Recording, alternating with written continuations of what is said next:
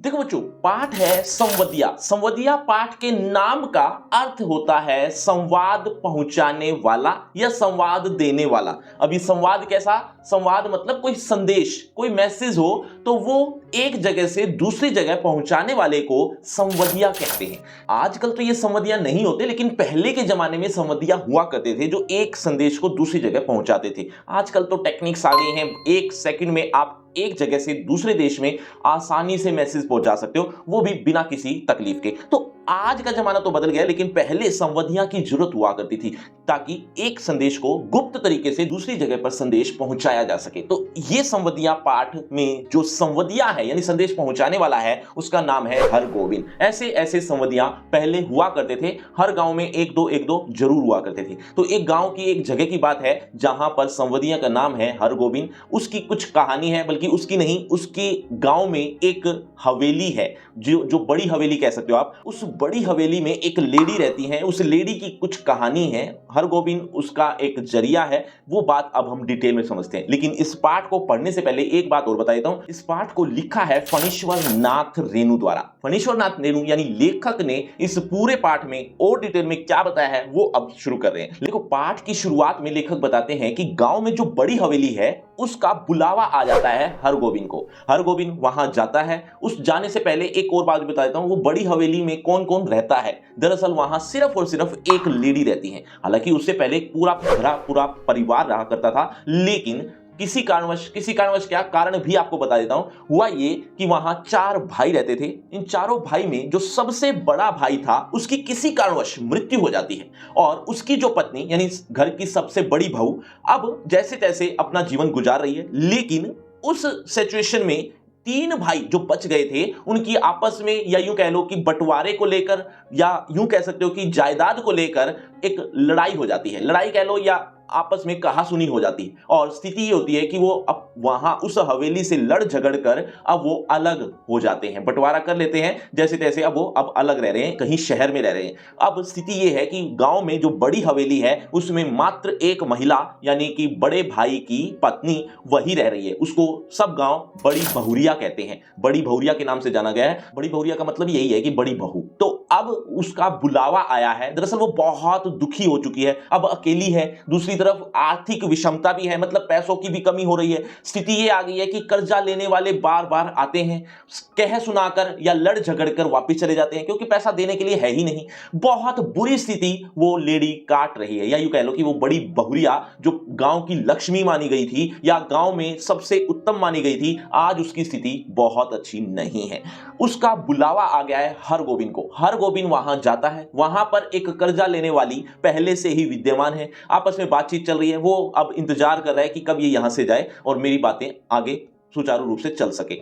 अब स्थिति आई कि थोड़ी देर बाद कह सुनाकर वो कर्जा लेने वाली वापस चली जाती है।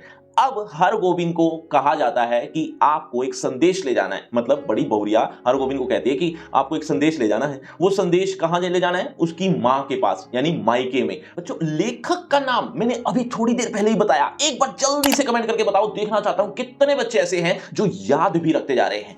अब क्या हुआ, हरगोविंद पूछता है कि क्या संवाद है। तब बड़ी बहुरिया वो संवाद बताती है, वो संदेश बताती है जो उसकी मां के पास ले जाना होता है।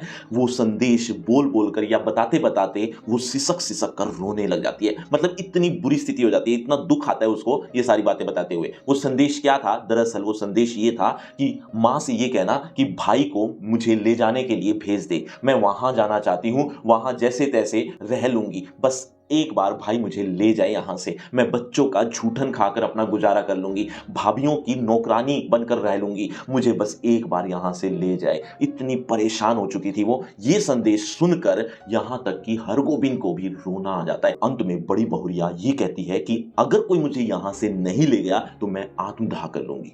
अब ये संदेश सुनकर हरगोविंद की आंखों में पहले ही पानी था, और ज्यादा दुखी हो गया।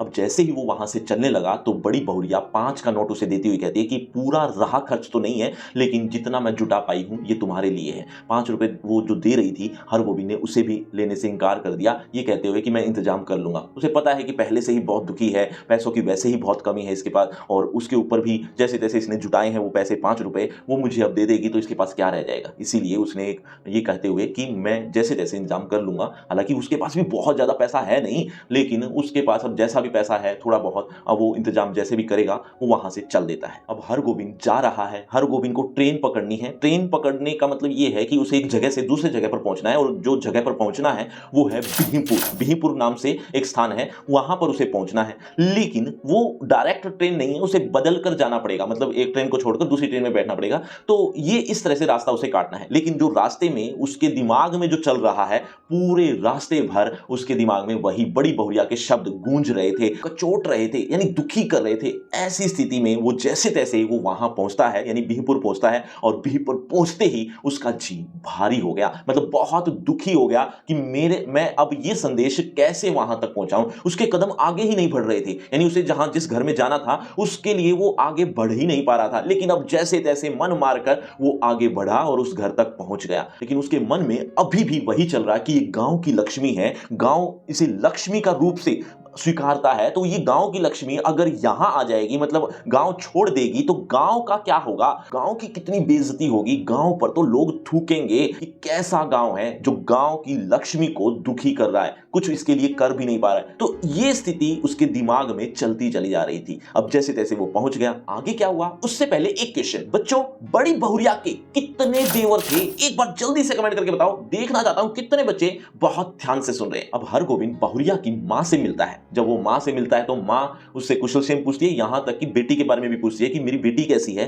तब हरगोविंद ने कहा बहुत अच्छी है, कुशल मंगल है, सब कुछ ठीक है गांव में। तो मां थोड़ी संतुष्ट हो जाती है। तो फिर वो पूछती है कि कोई संवाद लेकर आए हो, क्योंकि वो संवदिया है तो संवाद ही लेकर आया होगा। लेकिन उसने झूठ बोल दिया कि नहीं, मैं कोई संवाद लेकर नहीं आया, मैं तो यहीं आसपास कहीं आया हुआ था, तो सोचा आपके दर्शन करते चलूं। ये बात कहकर उसने बात को टाल दिया। अब वो मेहमान बनकर आया है तो थोड़ा जलपान भी किया। जलपान करने के बाद थोड़ी ही देर बाद अच्छा खाना परोस दिया गया उसके सामने, जो अक्सर संवदियों के सामने परोस दिया जाता है क्योंकि वो काफी दूर से आया होता है। अब जो उसके सामने खाना परोसा गया वो इतना अच्छा, यानी इतनी सारी सब्जियां, इतनी अच्छी डिशेस, इतना अच्छा खाना दिखने में ही लग रहा था, खाने में तो और भी ज्यादा स्वादिष्ट होगा, ये बात क्लियर थी।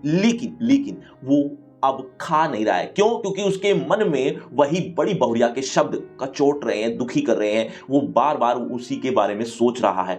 तब वो मना कर देता है कि नहीं, अभी जलपान तो किया, मेरा तो पेट भर गया, इसीलिए वो मना कर देता है। वो सोच रहा है कि मेरे से खाना गले से निकलेगा कैसे, इसीलिए वो मना कर देता है। थोड़ा और समय बाद रात हो जाती है। रात को वो सोने के लिए जाता है, लेकिन उसे नींद नहीं आ रही है। नींद क्यों नहीं आ रही है? क्योंकि बड़ी बहुरिया के जो सिसकना है, जो दुख है, वो उसके दिमाग में चल रही है। अब पूरी रात जैसे तैसे वो काटता है और यही सोच रहा है कि मैं ये संदेश, ये जो संवाद है, ये मैं कैसे दूं। पूरी रात सोचने के बाद जैसे ही अगला दिन आता है, मां से वो बातचीत कर रहा है, लेकिन मां से वो कह नहीं पाता है। बस एक ही बात दिमाग में आ रही है कि गांव की लक्ष्मी अगर यहां आ गई तो गांव की कितनी बेइज्जती होगी। बच्चों बड़ी बहुरिया हरगोविंद को कितने रुपए देना चाह रही थी, एक बार कमेंट करके बताओ, देखना चाहता हूं कितने बच्चे ऐसे हैं जो अब तक भी बहुत ध्यान से सुन रहे हैं। चलिए अब आगे क्या हुआ।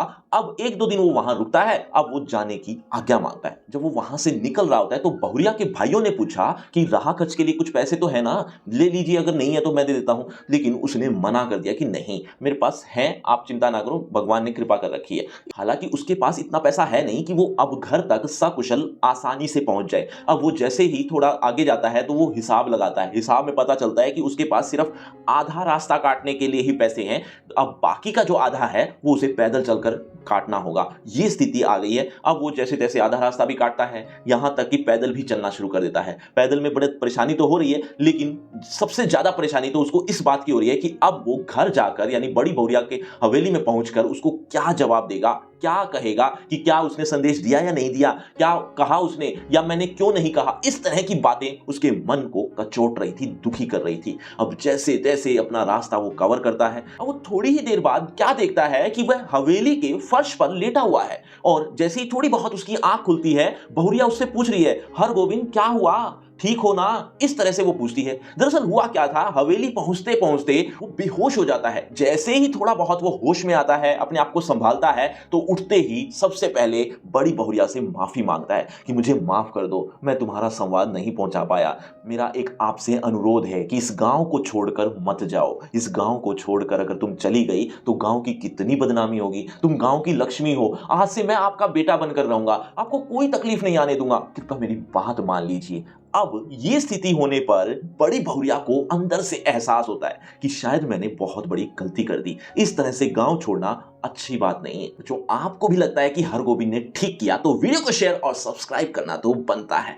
और अगर आपको ये लग रहा हो ये पार्ट खत्म हो गया है, जी नहीं, अभी तो आपको इसकी लाइन बाय लाइन एक्सप्लेनेशन भी तो चाहिए होगी, तो मिलेगी। लेकिन इसके साथ साथ आपको इंपॉर्टेंट क्वेश्चन, एक्सरसाइज क्वेश्चन और एमसीक्यू टाइप क्वेश्चन भी मिलेंगे। लेकिन ये चारों चीजें मिलेंगी कहां? मिलेंगी डिस्क्रिप्शन बॉक्स में जाओ, सबसे ऊपर एक लिंक दिया है फ्री क्रैश कोर्स का, जो कि नाम यही रखा है, free crash course for 12th elective. इस नाम से आपको एक लिंक मिल जाएगा जहां पर आपको कुछ इस तरह से, जैसा आप देख रहे हैं, चारों चीजें एक ही जगह पर देखने को मिल जाएगी। कहीं भी आपको भटकने की जरूरत नहीं पड़ेगी। तो इस लिंक को जरूर क्लिक कर लेना। लेकिन उससे पहले होगा आपका इसी चैप्टर से रिलेटेड एक छोटा सा टेस्ट। देखना चाहता हूं इस टॉपिक को आपने कितने अच्छे समझा। अगर आप इस चैप्टर को अच्छे समझ चुके हो तो देखिए जरा किसने कितना पढ़ा। पहला प्रश्न आपकी स्क्रीन पर ये रहा। संवदिया का अर्थ है, संवदिया का अर्थ बताना है। लेकिन उससे पहले बच्चों, हर प्रश्न के बाद आपको 5 सेकंड मिलेंगे आंसर देने के लिए। आप अपना आंसर कमेंट करते रहना, एंड में देखना चाहता हूं किसके कितने आंसर ठीक हुए।